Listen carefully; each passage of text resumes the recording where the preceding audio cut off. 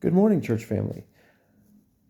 Many of you have probably heard that I'm in the hospital, and I've heard many wonderful things from y'all about your prayers and love and support of me and my family throughout all this. And first, I want to thank you guys so much.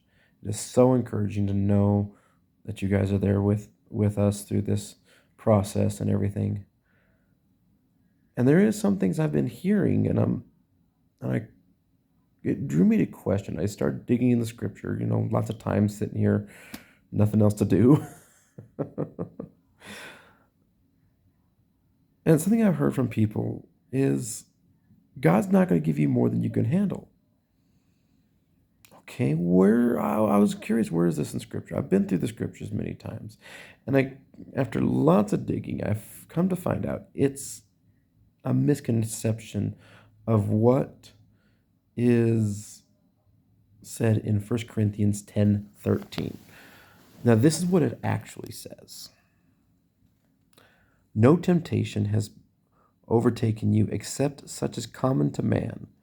But God is faithful, who will not allow you to be tempted beyond what you are able, but with the temptation will also make a way of escape, that you may be able to bear it. See, Paul here in this section isn't talking about difficulties. He's not talking about health conditions. He's not talking about trials and tribulations that are going to come upon us that he's not going to give you more than you can handle. Because quite frankly, if we can handle it, then why do we need him? To be perfectly brutally honest, if I can handle this on my own, then where's God's glory going to shine in this?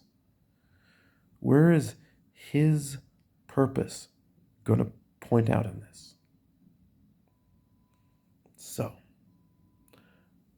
instead of going misconstruing scripture, let's go to a scripture that we can pull from in these hard times, that we can draw a little bit of hope, that we can draw a little bit of encouragement from. And I find that in Romans chapter 8.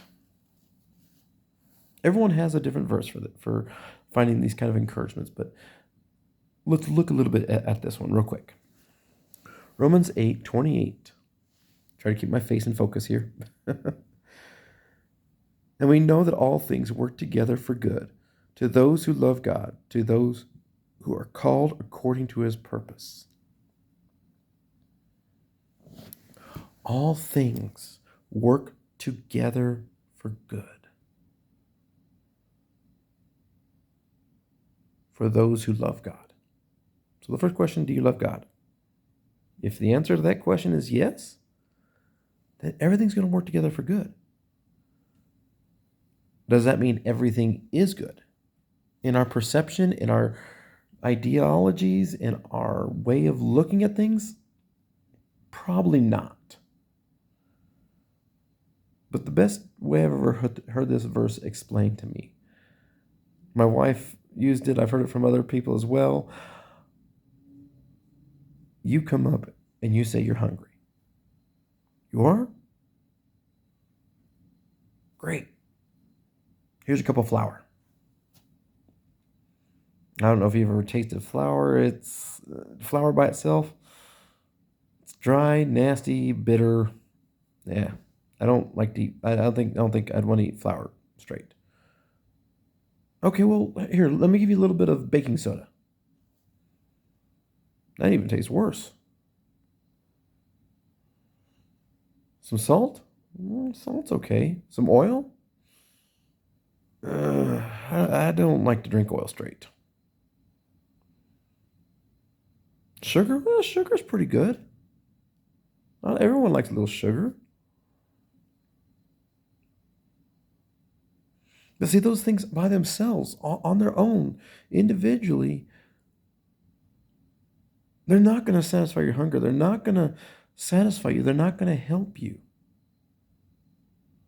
But God takes these circumstances, and that's a very crude explanation. I'll give you that. It is a crude explanation, but it gives the small basis of what we're looking for. God takes all these circumstances and he puts it together, mixes it together, and makes a much better product out of it. Look at what Jesus had to go through.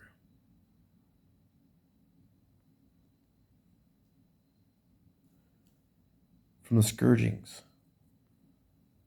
and yes, multiple of them, to the crucifixion, to the mocking, to his friends abandoning him.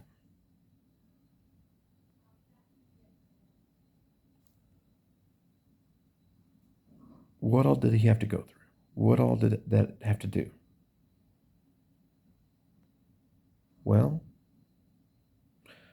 we would look at those circumstances and go, that's not good. Not every blessing from God is going to seem good to us or helpful to us if we just look at the circumstance, if we look at the what ifs. But if we look at him and use it as a way of showing his glory, his majesty, his power, his grace, and his wonder through it, be it, no, like me, a new disease, a disability, as you will.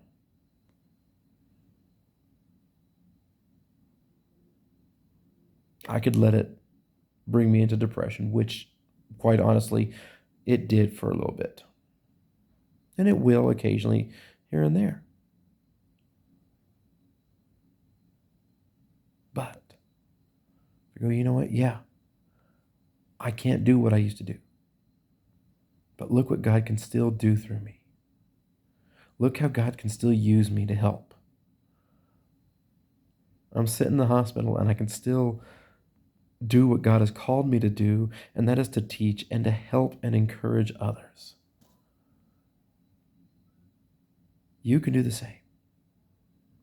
In all your hard times, in all the struggles, all the problems we face, health, loss of loved ones, all this stuff,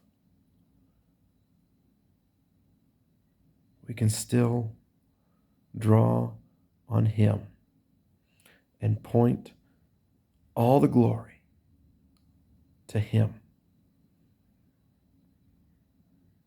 Let him bear the burdens.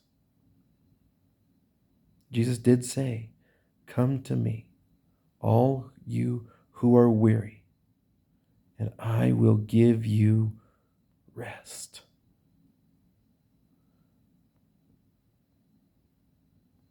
He is not burdensome.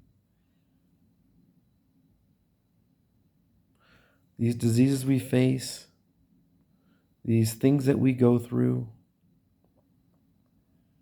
he wants us to give it over to him. Let him make something good come from it. It will never turn into anything good if we just hold on to it. If we hold on to it, focus on it, and that's it. It's never going to turn anything good. Just turn it over to him. Trust him.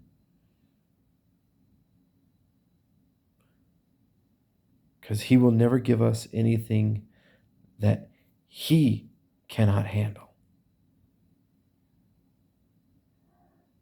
God bless you guys. I hope to see you all soon. Love you all very much.